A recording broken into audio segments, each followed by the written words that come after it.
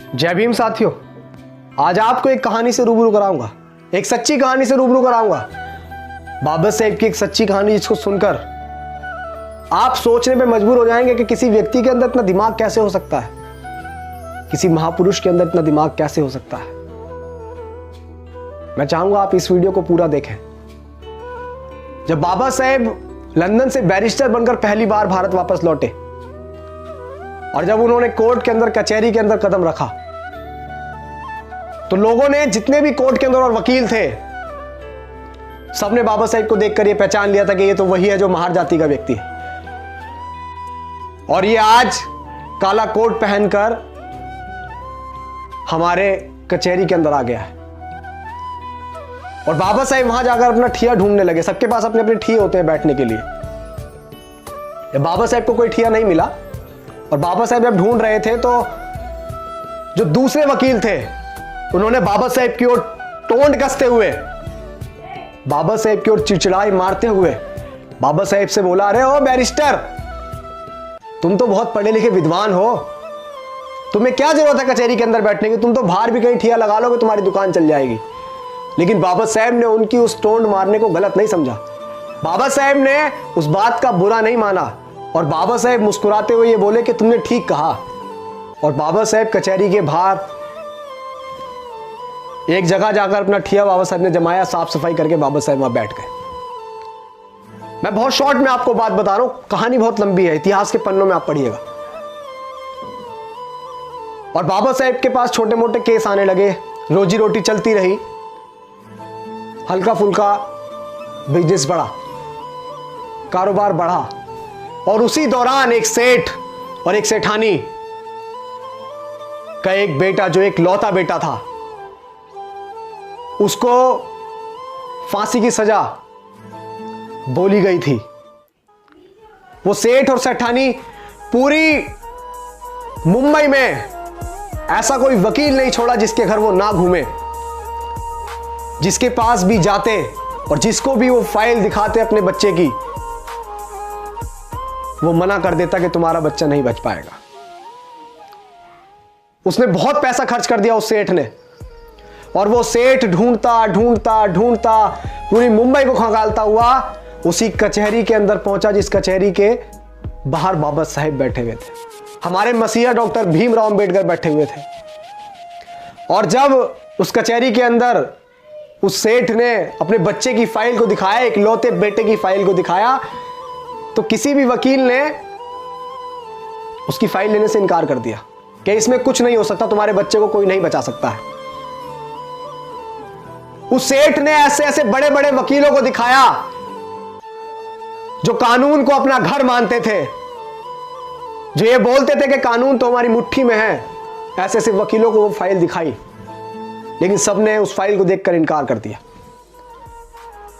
और उस कचहरी के अंदर जो वकील बैठे हुए थे, कुछ वकीलों ने फिर से बाबा साहेब के ऊपर टोंट कसते हुए बोला कि अरे सेठ, तुम्हारा केस तो वो लड़ेगा, वो जो बाहर बैठा हुआ है, वो महार जाति का व्यक्ति, वो बहुत विद्वान है, वो पढ़ लिख कर आया है। वो बाबा साहेब पर टोंट कस रहे थे, हमारे मसीहा पर टोंट कस रहे थे, वो हमारे मसीहा पर चिड़चिड़ाहट मार रहे थे। और जब, क्योंकि सेठ जो है वो मन से रो रहा था, उसे एक आशा की किरण चाहिए थी बस, क्योंकि उसका एक लौता बच्चा जिंदगी और मौत के बीच में अटका हुआ था। और जब उस सेठ ने सुना, उस वकील ने उस सेठ से बोला, तो सेठ उसकी बात मानकर वहीं पहुंच गया बाबा साहेब के पास, और उसके बाबा साहेब के चरणों में जाकर वो जा लौटा और बोला कि हे बैरिस्टर, हे बाबा साहेब, मेरे बच्चे को बचा लो। तो बाबा साहेब ने बोला, सेठ उठो, मैं क्या कर सकता हूं, मैं क्या मदद करूंगा। ये फाइल तुमने किसी और व्यक्ति को, किसी और वकीलों को दिखाई होगी, उनको, उनके पास जाओ, मेरे पास क्या करने आए हो, मैं क्या करूंगा, मैं तो एक महार जाति का हूं, मैं क्या करूंगा, मैं तो नीच जाति से हूं ना। सेठ, आप बड़े बड़े वकीलों को दिखाओ। तो सेठ ने बाबा साहेब की शक्ल देखकर बोला कि नहीं, अगर मेरे बच्चे को कोई बचा सकता है तो बैरिस्टर आप बचा सकते हैं, वरना पूरी दुनिया की ताकत कोई मेरे बच्चे को नहीं बचा सकती। ये मैं आपका चेहरा पढ़कर बता रहा हूं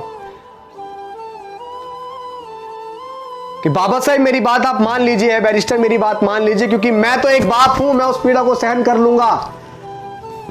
लेकिन जो इसकी माँ है, जब उसकी माँ को पता लगेगा कि उसका बच्चा नहीं रहा, तो वो भी उसके गम में मर जाएगी। मेरे घर से 2 अर्थियां उठेंगी बाबा साहेब, मेरे घर से 2 अर्थियां उठेंगी। मेरा एक लौता पूत है, मेरा इतना बड़ा कारोबार है, इतने बड़ा बिजनेस है, इसे कौन संभालेगा, क्या करूंगा मैं इसका। जब बाबा साहेब ने सुना कि उसकी मां मर जाएगी, तो बाबा साहेब को वो बात याद आई कि जब बाबा साहेब छोटे से थे, तो बाबा साहेब की माता भीमाबाई ने एक बात कही थी कि भीमा, अगर कभी जरूरत पड़े किसी निर्दोष की जान बचाने के लिए, किसी का पूत की जान बचाने के लिए, अगर किसी अच्छे काम के लिए झूठ बोलना पड़े, तो संकोच मत करना भीमा, संकोच मत करना। और बाबा साहेब ने फाइल देखी और बाबा साहेब ने फाइल देखकर बोला कि सेठ ये बताओ, ये फाइल तुमने अब से पहले किसी और वकील को दिखाई? तो सेठ ने बोला कि है बैरिस्टर, मैंने ये फाइल दिखाई नहीं, मैंने इस फाइल पे इतना नोट खर्च किया कि किसी की आने वाली 3 पीढ़ी भी कमा नहीं सकती। मैंने इतना नोट इस फाइल पर खर्च कर दिया है, बस आप मेरे बच्चे को बचा लीजिए। ऐसे हाथ जोड़ के वो गिड़गिड़ा रहा था, बाबा साहेब के चरणों में गिर रहा था, बाबा साहेब के सामने हाथ जोड़ रहा था। और जब बाबा साहेब ने उसकी पीड़ा सुनी, उसकी फाइल देखी, तो बाबा साहेब ने बोला कि जाओ सेठ, मैं तुम्हारे बच्चे का केस लड़ूंगा,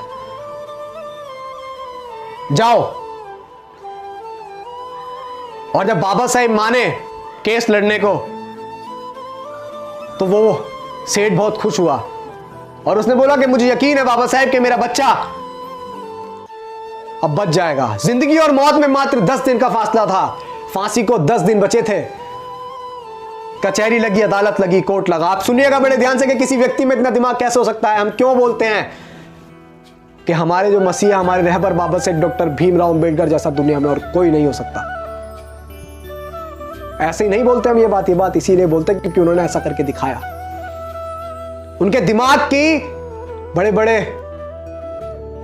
लोग दाद दिया करते थे कि किसी व्यक्ति के अंदर दिमाग कैसे हो सकता है।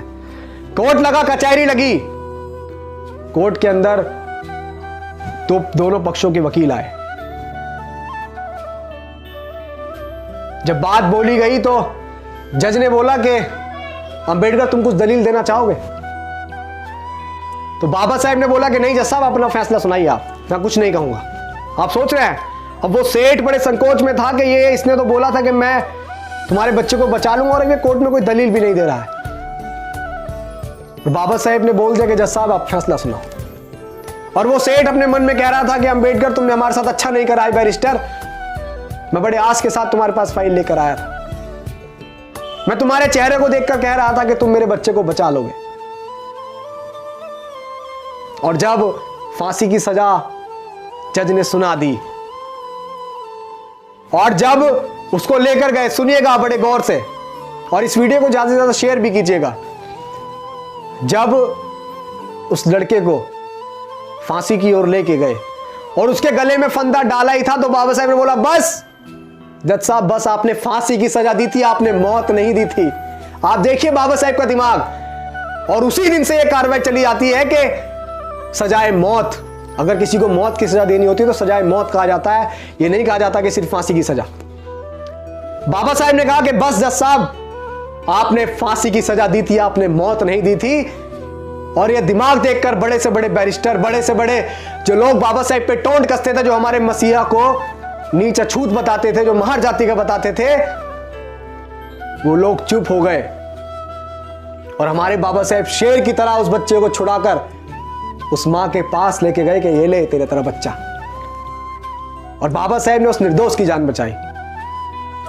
ऐसे थे हमारे मसीहा। और हमारे मसीहा ने हमें बहुत अच्छा जीवन देने के लिए बहुत कुछ सहा है। तो आप सभी से गुजारिश है कि बाबा साहेब की मूवमेंट में हिस्सा बनिए, इस मूवमेंट का हिस्सा बनिए और समझिए कि बाबा साहेब का कारवां क्या था, उनकी कुर्बानियां क्या थी। किताबों में पढ़िए। जय भीम, जय भारत।